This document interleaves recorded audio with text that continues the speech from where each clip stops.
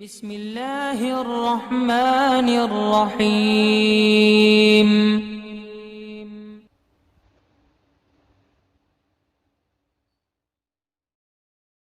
وعلیکم السلام۔ یہ جناب حیدرآباد سے پوچھتے ہیں کہ ہم سنی ہے تو کیوں، حنفی ہے تو کیوں، بریلوی ہے تو کیوں؟ لوگ ہمیں سوال کرتے ہیں، ہم کیا جواب دیں؟ تفصیل تو اس کی بہت سارے علماء کرام کی تقریروں میں موجود ہے، اور خود سیدی حضور تاج الشریعہ رحمۃ اللہ علیہ سے جو سوال و جواب ہوئے ہیں اس میں کئی مقامات پر اس کی تشریح گزری ہے نا، اور بہت ساری کتابیں بھی ہیں اس پر۔ مختصراً میں بھی عرض کر دیتا ہوں، چونکہ اللہ کے حبیب علیہ الصلاۃ والسلام نے اپنی زبان پاک سے اپنی امت میں 73 فرقوں کی پیشن گوئی فرمائی، خبر دی کہ میری امت میں اتنے فرقے ہوں گے، تو اس میں ایک فرقہ ناجی ہوگا، تو اس ایک فرقہ ناجی کو، اس امت کے سواد اعظم کو، نجات پانے والے فرقے کو اہل سنت و جماعت کا نام دیا گیا ہے، اور اسی اہل سنت و جماعت کے فالوور کو سنی کہا جاتا ہے، سمجھے؟ تو اب یہ نام ایسا نہیں ہے کہ بعد کے لوگوں نے دیا ہو، بلکہ خود اللہ کے حبیب علیہ السلام نے اسی حدیث میں، جہاں مشکات کے اندر یہ 73 فرقوں والی حدیث ہے، اور تو اللہ کے حبیب علیہ السلام سے پوچھا گیا، عبداللہ ابن عباس کی روایت ہے، تفسیر در منصور میں ہے، تبییض الصحیفہ میں ہے، اور امام غزالی رحمۃ اللہ علیہ کی کتاب میں ہے کہ اس ناجی فرقے کا نام کیا ہے، چونکہ جب آگے بہت سارے فرقے ہوں گے، ان کے نام بھی ہوں گے، تو نجات پانے والے فرقے کا نام کیا ہے؟ تو اللہ کے حبیب نے اہل سنت و جماعت بتایا، اسی لیے ہم لوگ اپنے آپ کو اہل سنت و جماعت کہتے ہیں، سنت پر چلنے والا اور صحابہ کے اجماعی فیصلوں کو قبول کرنے والا۔ اور سنت سے مراد اللہ کے رسول کی سنت اور خلفائے راشدین کی سنت ہے، ٹھیک ہے؟ یہی وجہ ہے کہ دیوبندی بھی اپنے آپ کو سنی کہتے ہیں، اور اہل الحدیث بھی اپنے آپ کو سنی کہتے ہیں، حتیٰ کہ قادیانی بھی اپنے آپ کو سنی کہہ رہے ہیں، اہل قرآن بھی اپنے آپ کو سنی کہہ رہے ہیں۔ ایک نام تو انہوں نے اپنا رکھ لیا، اور پھر لوگوں کو گمراہ کرنے کے لیے اپنے آپ کو سنی بھی کہلوانا شروع کیا۔ اب رہا حنفی، تو یہ کوئی فرقہ نہیں ہے، بلکہ یہ اہل سنت و جماعت کے 4 فقہی مذاہب ہیں، جیسے قرآن کریم کے 7 قاری ہیں، کہ انہی 7 قراء کی قرأت دنیا میں رواج پائی، جس میں سب سے زیادہ امام ابو عاصم کوفی رحمہ اللہ کی قرأت روایت حفص مشہور ہوئی، اور اسی کے مطابق قرآن پڑھا جاتا ہے۔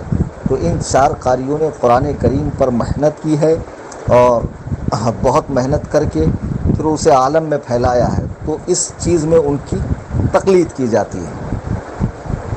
جیسا کہ حدیث کو سمجھنے میں صحیح، ضعیف، حسن وغیرہ ہے نا، اس کی قسمیں سمجھنے کے لیے، اس کا حکم جاننے کے لیے محدثین کرام کی بات مانی جاتی ہے، اسی طرح قرآن و سنت کو سمجھنے کے لیے، اور ایک آیت سے اگر 2 3 باتیں سمجھ میں آ رہی ہو، ایک حدیث سے ایک بات منسوخ نظر آ رہی ہو، دوسرے حدیث میں حکم دیا جا رہا ہو، تو کیا صحیح ہے؟ اس بات کو سمجھنے کے لیے فقہائے کرام کی تقلید کی جاتی ہے، اور یہ کوئی آج سے نہیں، یہ زمانہ رسالت سے ہی ہو رہی ہے۔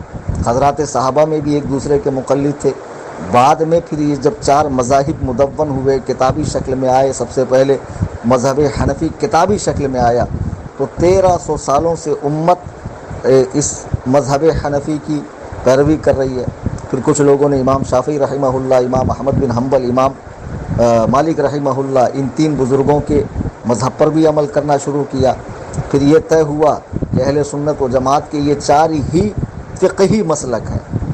تو میرے بھائی، جو حنفی ہے وہ سنی بھی ہے یقیناً، جو شافعی ہے وہ سنی بھی ہے یقیناً، مالکی اور حنبلی بھی سنی بھی ہے یقیناً، یہ کوئی فرقہ نہیں ہے، یہ اہل سنت و جماعت کے 4 فقہی مذاہب ہیں۔ تو ہم سنی ہوئے، چونکہ ہمیں گمراہ فرقوں سے الگ ہونا تھا، اس لیے ہم اہل سنت و جماعت سنی کہلائے۔ پھر دوسرے درجے میں، چونکہ اہل سنت کے 4 امام ہیں، تو ہم کس امام کی پیروی کرتے ہیں، یہ ظاہر کرنے کے لیے ہم نے اپنے نام کے آگے حنفی لکھا، کہ ہم امام اعظم ابو حنیفہ کے مقلد ہیں۔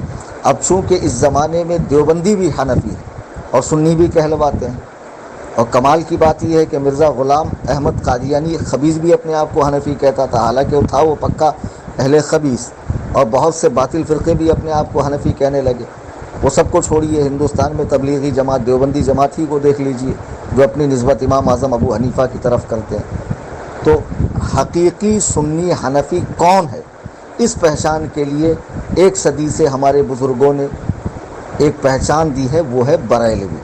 کہ جو بریلوی ہے حقیقتاً، پھر چاہے وہ کسی بھی پیر سے مرید ہو، کسی بھی خانقاہ سے تعلق رکھتا ہو، سمجھے، کسی بھی شیخ کے ہاتھ پر اس نے بیعت کی ہو، لیکن اگر وہ عقائد اہل سنت و جماعت اور معمولات اہل سنت، درود و سلام، نیاز، فاتحہ، آراس اولیاء، مزارات کی حاضری، نام اقدس پہ انگوٹھے چومنا، تعظیماً کھڑا ہونا اللہ کے حبیب علیہ السلام کے لیے، ساری چیزوں کا پابند ہے، تو وہ بریلوی ہے۔ بس یہی ہماری پہچان ہے۔ اب میں آپ سے کہتا ہوں کہ اللہ تعالیٰ آپ کو توفیق دے، آپ مکہ جائیں حج کے لیے، اور آپ کی میدان عرفات میں کسی سے ملاقات ہو اور آپ سے پوچھے بھائی آپ کہاں سے ہیں، تو آپ کہیں میں دنیا سے ہوں، تو وہ کہیں گا بھائی یہ کون سا ایڈریس ہوا؟ تو ظاہر سی بات ہے آپ کہیں گے کہ میں ہندوستانی ہوں، ہندوستان سے ہوں، تو یہ پہچان ہوئی کہ آپ ہندوستانی ہیں۔ تو پوچھنے والا کہیں گا میں پاکستان سے ہوں، فرق ہو گیا، بھائی یہ فلاں ملک سے، یہ فلاں ملک سے ہے نا۔ تو جب ہم سے کافر پوچھیں گا آپ کیا، ہم مسلمان ہیں، لیکن جب ہم سے کوئی مسلمان پوچھے گا تو ہم کیا جواب دیں گے؟ کوئی مسلمان پوچھیں گا آپ کیا ہے، تو ہم کہیں گے مسلمان ہیں۔ اب اس کو یوں سمجھو آپ ہندوستان میں اور کوئی آپ سے پوچھے بھئی آپ کہاں سے ہو، تو آپ کیا کہیں گے؟ میں ہندوستان سے ہوں۔ بیوقوف، وہ کہیں گا بیوقوف ہندوستان سے تو میں بھی ہوں، اور ہندوستان ہی میں تو پوچھ رہا ہوں۔ اس وقت آپ کہیں گے کہ میں آندھرا پردیش سے ہوں، میں مہاراشٹرا سے ہوں۔ اب تخصیص ہو گئی، ہندوستانی تو آپ ہیں لیکن فلاں ریاست سے ہیں۔ اب اس ریاست میں آپ کھڑے ہیں، مثلا مہاراشٹرا میں، اور یہاں کوئی آپ سے پوچھ رہا آپ کہاں سے ہیں، تو آپ کہیں گے میں مہاراشٹرا سے ہوں، نہیں آپ کہیں گے میں بمبئی سے ہوں۔ تو اب خاص پہچان ہو گئی۔ تو جتنی نسبتیں لگائی جائیں گی اتنی بات فہم سے قریب ہوں گی، دماغ سے قریب ہوں گی، اور سمجھنے میں آسانی ہوگی۔ یہ حنفی، یہ بریلوی، یہ سنی، یہ نسبتیں ہیں، سمجھے۔ کافر پوچھیں گا تو ہم مسلمان ہیں، مسلمان پوچھیں گا تو ہم سنی ہے، کوئی اپنے آپ کو سنی کہلوانے والا پوچھیں گا، یہ شافعی پوچھیں گا تو ہم کہیں گے ہم حنفی ہے۔ اب کوئی حنفی کہلوانے والے والا ہم سے پوچھیں گا کہ آپ کون سے سنی ہو، تو الحمدللہ ہم سنی بریلوی ہے۔ تو یہ ساری نسبتیں ہیں ہم کو اپنا تعارف، اسلامی تعارف پیش کرنے کے لیے۔